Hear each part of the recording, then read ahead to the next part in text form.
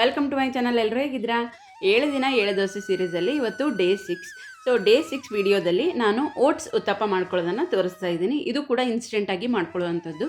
ಅದ್ರ ಜೊತೆಗೆ ಶೇಂಗಾ ಚಟ್ನಿ ಮಾಡೋದನ್ನು ಕೂಡ ತೋರಿಸ್ತಾ ಇದ್ದೀನಿ. ಫಸ್ಟು ನಾವಿಲ್ಲಿ ಓಟ್ಸ್ ದೋಸೆ ಮಾಡ್ಕೊಳ್ಳೋಕ್ಕೆ 1 ಕಪ್ ಆಗೋಷ್ಟು ಓಟ್ಸು, ಅದಕ್ಕೆ ಅರ್ಧ ಕಪ್ ಆಗೋಷ್ಟು ರವೆ, ಎರಡನ್ನು ಚೆನ್ನಾಗಿ ಪೌಡ್ರ್ ಮಾಡ್ಕೋಬೇಕು. ಇದು ಪೂರ್ತಿಯಾಗಿ ನೈಸ್ ಪೌಡ್ರ್ ಆಗಿರಬೇಕು, ಆವಾಗ ಚೆನ್ನಾಗಿ ದೋಸೆ ಹಾಕ್ಕೊಳ್ಳೋಕೆ ಬರುತ್ತೆ. ಸೊ ನೋಡಿ, ಇವಾಗ ಚೆನ್ನಾಗಿ ನೈಸ್ ಪೌಡ್ರ್ ಆಗಿದೆ. ಇದನ್ನು ಒಂದು ಬೌಲಲ್ಲಿ ಹಾಕಿಟ್ಕೋತಾ ಇದ್ದೀನಿ. ಇದ್ರ ಜೊತೆಗೆ ಏನೆಲ್ಲ ಇಂಗ್ರೀಡಿಯೆಂಟ್ಸ್ ಸೇರಿಸ್ಬೇಕು ಅಂತ ಅಂದರೆ, ಫಸ್ಟು ನಾನಿಲ್ಲಿ ಅರ್ಧ ಕಪ್ ಆಗೋಷ್ಟು ಮೊಸರನ್ನು ಹಾಕೋತಾ ಇದ್ದೀನಿ. ಅರ್ಧ ಕಪ್ ಮೊಸರು, ಆಮೇಲೆ ಹಸಿಮೆಣಸಿನ್ಕಾಯನ್ನು ಹಾಕ್ಕೊಂಡಿದ್ದೀನಿ. ಒಂದು 4ರಿಂದ 5 ಹಸಿಮೆಣಸಿನ್ಕಾಯಿ, ಒಂದು ಸ್ವಲ್ಪ ಶುಂಠಿ, ಆಮೇಲೆ ಒಂದು ಸ್ವಲ್ಪ ಕರಿಬೇವು, ಅದ್ರ ಜೊತೆಗೆ ಒಂದು ಸ್ವಲ್ಪ ಉಪ್ಪು, ರುಚಿಗೆ ಎಷ್ಟು ಬೇಕು ಅಷ್ಟು ನೋಡಿಕೊಂಡು ಉಪ್ಪು, ಆಮೇಲೆ ಒಂದು 1/4 ಸ್ಪೂನ್ ಆಗೋಷ್ಟು ಬೇಕಿಂಗ್ ಸೋಡಾನ ಹಾಕಿದ್ದೀನಿ ನಾನು. ಆಮೇಲೆ ಇಷ್ಟು ಹಾಕ್ಕೊಂಡು ಒಂದು ಸ್ವಲ್ಪ ನೀರು ಹಾಕ್ಕೊಂಡು ನಾವು ದೋಸೆ ಹಿಟ್ಟಿನ ಕನ್ಸಿಸ್ಟೆನ್ಸಿಗೆ ಚೆನ್ನಾಗಿ ಮಿಕ್ಸ್ ಮಾಡ್ಕೋಬೇಕು. ಇವತ್ತು ತೋರಿಸ್ತಾ ಇರುವಂತಹ ದೋಸೆ ರೆಸಿಪಿ ತುಂಬಾ ಹೆಲ್ತ್ಗೆ ಒಳ್ಳೆಯದು. ಇದರಲ್ಲಿ ಫೈಬರ್ ಕಂಟೆಂಟು ಜಾಸ್ತಿ ಇರುತ್ತೆ. ಸೊ ಹಾಗಾಗಿ ಮಕ್ಕಳಾಗಿರಲಿ, ದೊಡ್ಡವರಾಗಿರಲಿ, ಆಮೇಲೆ ವೆಯ್ಟ್ ಲಾಸ್ ಮಾಡೋರಾಗಿರಲಿ, ಎಲ್ಲರೂ ತೊಗೊಂಡ್ರೂ ಇದು ಒಳ್ಳೆಯದೇ. ಸೊ ನಾನಿಲ್ಲಿ ಚೆನ್ನಾಗಿ ಮಿಕ್ಸ್ ಮಾಡಿದ್ದೀನಿ. ಇವಾಗ ನೋಡಿ ಈ ಕನ್ಸಿಸ್ಟೆನ್ಸಿ ಇದೆ. ಇದನ್ನು ಒಂದು 10 ನಿಮಿಷ ಬಿಟ್ಬಿಡಬೇಕು. ಯಾಕಂದರೆ ನಾವು ಇದರಲ್ಲಿ ಸೋಡಾ ಹಾಕಿದ್ದೀವಲ್ಲ, ಬೇಕಿಂಗ್ ಸೋಡಾ, ಸೊ ಅದು ಒಂದು 10 ನಿಮಿಷ ಬೇಕಾಗುತ್ತೆ ಫರ್ಮೆಂಟ್ ಆಗೋಕ್ಕೆ. ಸೊ ಅಲ್ಲಿವರೆಗೂ ಒಂದು ಚಟ್ನಿ ರೆಡಿ ಮಾಡ್ಕೊಂಡು ಬಿಡೋಣ. ನಾನಿಲ್ಲಿ ಶೇಂಗಾ ಚಟ್ನಿ ಮಾಡ್ತಾಯಿದ್ದೀನಿ ಅಂತ ಹೇಳಿದೆ ಅಲ್ಲ, ನಾನಿಲ್ಲಿ ಒಂದು ಅರ್ಧ ಕಪ್ ಆಗೋಷ್ಟು ಶೇಂಗಾ ಹಾಕ್ಕೊಂಡು ಚೆನ್ನಾಗಿ ಕೆಂಪಗಾಗೋವರೆಗೂ ಹುರ್ಕೊಂಡಿದ್ದೀನಿ. ಇದನ್ನು ಸಿಪ್ಪೆ ತೆಗೆದು ಇಟ್ಕೋಬೇಕು. ಸೊ ನಾವು ನೆಕ್ಸ್ಟು ಇಲ್ಲಿ ಉತ್ತಪ್ಪ ಮಾಡ್ಕೋತಾ ಇದ್ದೀವಲ್ಲ, ಸೊ ಹಾಗಾಗಿ ನಾನಿಲ್ಲಿ ಒಂದು ಕ್ಯಾರೆಟು, ಕ್ಯಾಪ್ಸಿಕಮ್ಮು, ಟೊಮೆಟೊ, ಈರುಳ್ಳಿ, ಸೊ ಇಷ್ಟನ್ನು ತೊಗೊಂಡಿದ್ದೀನಿ. ಇದನ್ನೆಲ್ಲನೂ ಚೆನ್ನಾಗಿ ಕಟ್ ಮಾಡಿ ಇಟ್ಕೊಂಡಿದ್ದೀನಿ.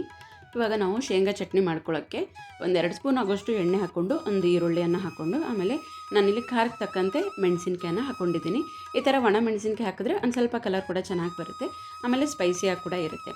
ಸೊ ಹಾಗಾಗಿ ಒಂದು 3 ಒಣ ಮೆಣಸಿನ್ಕಾಯಿ ಹಾಕ್ಕೊಂಡು, 1 ಸ್ಪೂನ್ ಆಗೋಷ್ಟು ಜೀರಿಗೆ, ಒಂದು ಸ್ವಲ್ಪ ಹುಣಸೆಹಣ್ಣು, ಸೊ ಇಷ್ಟು ಹಾಕ್ಕೊಂಡು ನಾವು ಈರುಳ್ಳಿ ಕಲರ್ ಚೇಂಜ್ ಆಗುವವರೆಗೂ ಚೆನ್ನಾಗಿ ಫ್ರೈ ಮಾಡಬೇಕು.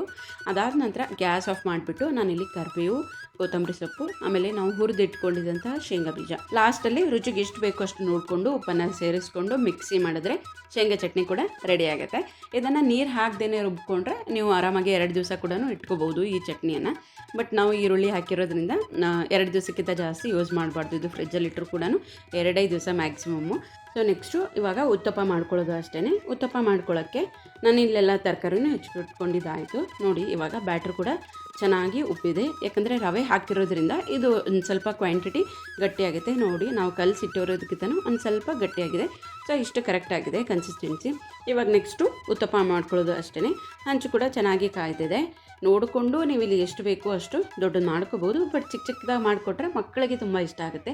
ಲಂಚ್ ಬಾಕ್ಸಲ್ಲಿ ಇದನ್ನು ಖಂಡಿತವಾಗಿಯೂ ಕೊಡಿ, ಯಾಕಂದರೆ ಇದರಿಂದ ಹೆಲ್ತ್ ಬೆನಿಫಿಟ್ಸು ಇದೆ, ನೋಡೋದಕ್ಕೂ ಚೆನ್ನಾಗಿ ಕಾಣಿಸುತ್ತೆ. ತಿನ್ನಬೇಕು ಅಂತಂದರೆ ಅವ್ರಿಗೆ ಇಂಟ್ರೆಸ್ಟ್ ಬರುತ್ತೆ. ನಾನು ಅದರ ಮೇಲೆ ಹೆರೆದಿಟ್ಕೊಂಡಿದ್ದಂತಹ ಕ್ಯಾರೆಟು, ಆಮೇಲೆ ಕ್ಯಾಪ್ಸಿಕಮ್ಮು, ಟೊಮ್ಯಾಟೊ, ಈರುಳ್ಳಿ ಇದೆಲ್ಲನೂ ಹಾಕ್ತಾಯಿದ್ದೀನಿ. ನೀವು ಇನ್ನೊಂದು ಸ್ವಲ್ಪ ಸ್ಪೈಸಿಯಾಗಿ ಬೇಕು ಅಂತ ಅನ್ನೋರು ಮೇಲೆ ಇನ್ನೊಂದು ಸ್ವಲ್ಪ ಉಪ್ಪು, ಆಮೇಲೆ ಖಾರದ ಪುಡಿ ಎಲ್ಲನೂ ಸೇರಿಸ್ಕೋಬೋದು.